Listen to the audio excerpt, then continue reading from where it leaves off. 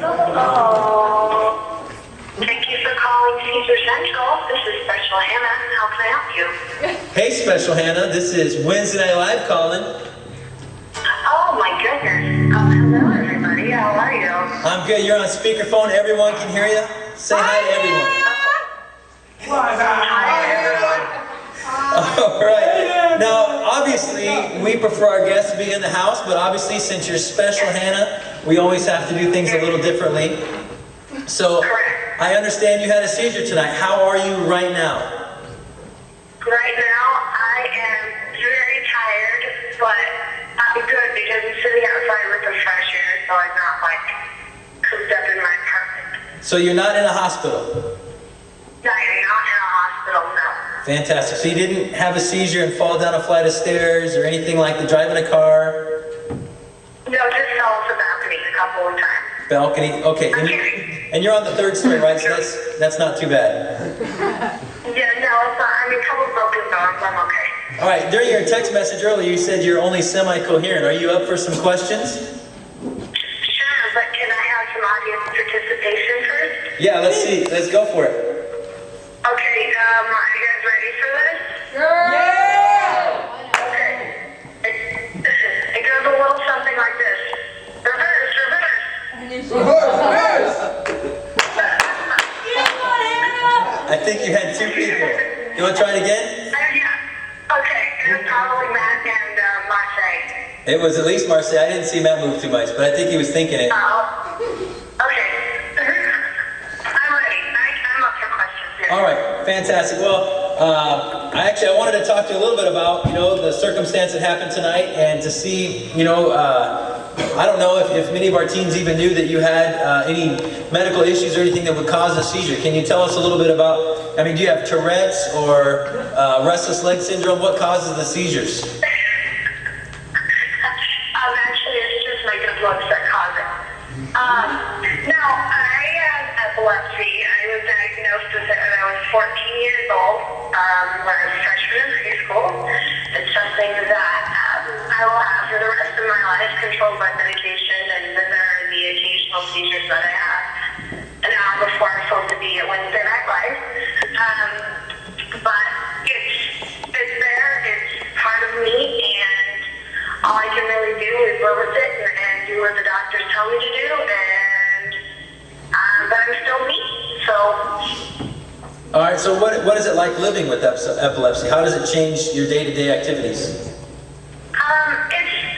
At the beginning it was really hard because we didn't really know what was going on, and I was in sports in high school and all this and music and everything, and it was just really tough to keep it all under control and in focus. And of course I had my classmates and my peers would make fun of me, and they would just think that I was some psycho freak, even though I really am. It was even more pronounced when I was diagnosed with it, and the doctors put me on medication at that time that made me gain a ton of weight, and I was already having, self-esteem issues as it was, but as I got older and realized that it wasn't just a quick fix, it wasn't just like a cold I could get rid of, I really just accepted it and was like, well, I might have this limitation, but there's so many other things that I can do with it, and I just do what I gotta do to maintain, and there are some things that I can't do. I can't, I have to stock up on the medication before I go to a movie in a theater because of the bright lights and the noise, and I have a hard time driving for long periods of time at night, but those are just minor things. It's not life and death. I can always go up to the movie or theater, but it just, I don't know, it is what it is, and I'm okay with it. I've lived with it for almost 10 years, so. Yeah. Now, when you have these seizures, is there damage that happens, or are you just like this normally? Well, I'm already brain damaged, Scott, but no, it doesn't get any worse than that. I just get very tired and very weak. Thank the Lord I haven't broken any bones or haven't had any serious concussions with it. Usually with someone trying, it wasn't that I was okay because I was actually late. I was able to lay down and everything, but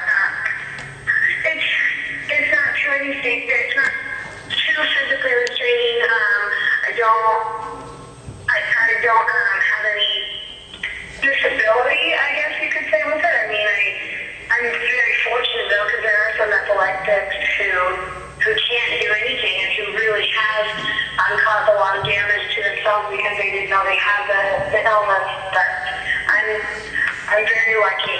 So. Well, that's cool.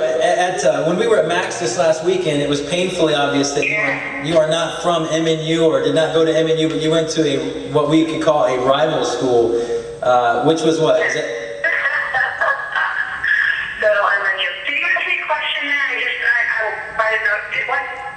Yeah, so you went to NNU, is that correct? Yes, NNU. Yes, I did. Is that just another Nazarene University, or what does that stand for? NNU. NNU stands for Northwest Nazarene University. Northwest. And where is that? It's in Nampa, Idaho. It's the Northwest District, Northwest Nazarene region, I guess you could say. You know how we have here in Nebraska, like Nebraska and Iowa and the Dakotas and everything.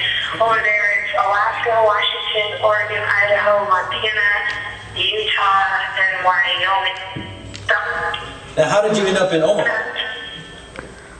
Becca was going to graduate school at Creighton, and she asked me if I would come out and live with her, and I didn't have anything else to do, so I wanted a new adventure, and I knew that God needed me somewhere else just because of things that were happening at home, so I left and came out here. Well, that's cool. And here I am. So tell me, Hannah, how did you become a Christian? Well, I was raised in the Church of Nazarene, like most of the guys there. My dad is a pastor, and so I was kind of born with Nazarene blood in me. I did the whole altar call Jesus thing when I was like 5, 6, 7, 8, 9, 10, every year, because I thought I was losing my salvation all the time, because I would know stuff. But I think the first time that I really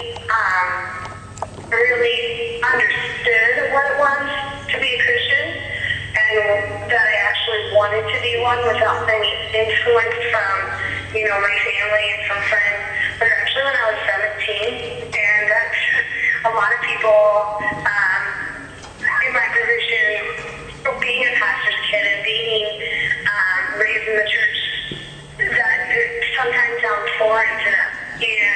But for me, I even have an older brother and sister and just kind of followed suit with all that, but I never had a personal relationship with Christ until I was about 17, and I went to NYC 2003 in, where did I go? Houston, Texas, and it was not a very emotional weekend as like some church camps and some retreats are. It was a very matter of fact, okay, God, what do you want me to do? And the Lord saying, this is what I need you to do. And I had overcome a lot of obstacles in my life up to that point, including epilepsy.